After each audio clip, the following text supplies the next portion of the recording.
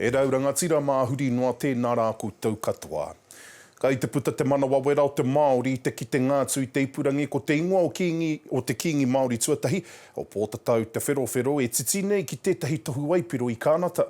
E hara tēnei te wā tuatahi te whakamahinga o te tipuna Māori o te ahurea Māori ki ngā tohu waipiro. Ka mutu ko te kōrero kua puta i te pāpara kauta a Habla Block. Ko taua kōrero anō rā e hara ko te whakaiti i te tangata tana hia. Kei a Regan Paranihi ngā whakamāramatanga. Nā wai he, kātahi ka heke atu.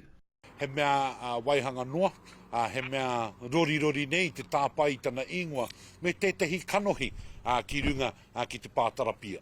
Hei tā papa, ka kore tēnei āhuatanga e hua mai, mena rānei te kamupene i kōrero kia ngai Māori.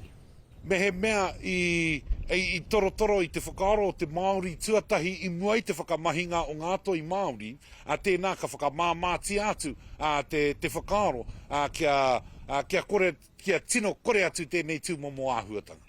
Heoi, e whakapāha ana te pāpara kauta nei mo tā rātou whakaparahakotanga. E harata mātou aronga kia whakaparahako i te ahurea Māori.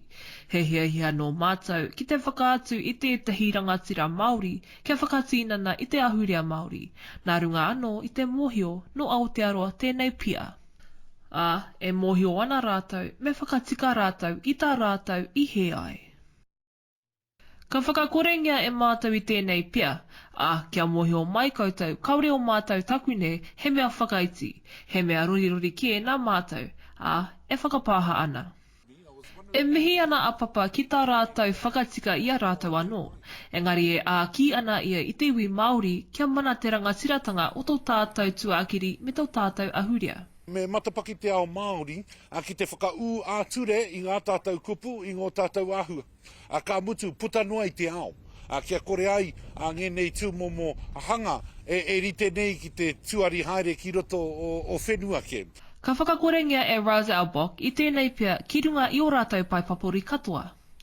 Regan Paranihi, te ao Māori. Kei te uruhau te hapori o Waitahanui, te nui o te tautoko a te poari o tūwharetoa mo te RAHUI, kua whakaungia i te hapu o ngā titu te mohuta ki te rāwhiti o taupōnui a tia. E ai ki te poari ko te mutunga ke mai tēnei o te kaitiakitanga e unei, ko i rā ko te pūtake e hara i te hāmene. Anei rā ko te pūronga KEREAMA RIGHT. Kei reiranga ika e noho ana. Ko whai tai tuara atu te mohuta i te tautoko a te poari o tūwharetoa. Have to support our hapu and our families. Tuta mahuta have been early adapters. They went early and they went strong. Ko te tikanga o te RAHUI, hei manaaki, tātou katoa e noho ana i roto i tēnei mirumiru o Waitahanui. Kātahi anō te tari o te ariki o tira te poari o tūwharetoa ka whakapuaki i tana tautoko, nā runga i ngā āwangawanga o te hapori, engari hei tāna e hara te RAHUI i te nuka hāmene ko te kaitiakitanga ke. The RAHUI is a tool for our hapu to be able to exert their kaitiaki responsibilities over their rohe and the resources that they have available to them. No te rangi o mua o te taumata tuawhā te RAHUI ka whakapūmautia, aha koa te taumata ohiti tuatori o te wānei, kei te tuawhā tonu atu te mohuta i te tautoko hoki o te tumu o tūwharetoa. I don't think that we should come out of the lockdown as quickly as other people are suggesting we should do. So we want to take time to make sure that our people are healthy. COVID-19 is unheard of for us as our generation. It's landed on us. Ana he nui ngā kaumātua e kuia e noho ana ki roto i Waitahanui. E hara ko Māori anake, ana ko Māori ko Pākehā ngā hoki. He oi e tūtonu ana ngā pihi o etahi kaihi ika ki te RAHUI, me te rere o ngā whakapae, he RAHUI mo te iwi Pākehā anake tēnei. It's never been a race issue. The RAHUI is to protect our village. Pākehā mā, Māori mā. So Pākehā fishermen from here, from Waitahanui, can fish here too?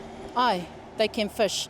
Ahakoa te pūtake o tēnei RAHUI, e amuamu tonu ana ētahi o te hapori, no nanahi nei ngā prihi mana ka waia hi atu, nā runga i ngā whakapae, whakatumatuma. We do have police call in daily to check on whether we've been aggressive or if we've had to kick people out in that, but it's not about that. It's just about informing them. This lake provides a heap lot of resources for our fishermen, for our recreational users, and also for our whānau to get their spiritual sustenance from. So it's important that there is a balance in there. So, you know, go fishing somewhere else. I nā hoki ko tōna kotahi rau, rua te kau ngā whānau, kai wai taha nui e noho para hea ana. KEREAMA RIGHT, te Ao Māori. Ko te tauraki nui o te whenua i te puko te matawa māui kai te ngauinga kai pāmu i te ahunga atu ki te marama tuawhitu hei titanu te heke o teiwa. I te nuinga o te wā he whārau whātekau mātoru mirimita te marangai, he oi koe ke noa ki te ruarau whitu te kaumā iwa mirimita. The drought is up there with some of the worst droughts, and talking to some of the wiser older people, they're saying that's up there with the drought of 1982-83, which was one of the worst droughts, and you'd have to go back to the 1940s to get something worse. He uruta anō tēnei, he pare kura anō tēnei, kua pāpauri nei kia mātou, no reira, kei te ngana tonu te mahi ngā mahi, hoeno I tēnei wā he tino ua, nā te mea kua waimemeha rāno, te pātiti, te kai mā ngā kau. Nā te kore kai tētai a ngā kai pāmu te hoko atu wā rātau kau ki te whare mīti. Farmers can't sell stock to other farmers outside the region.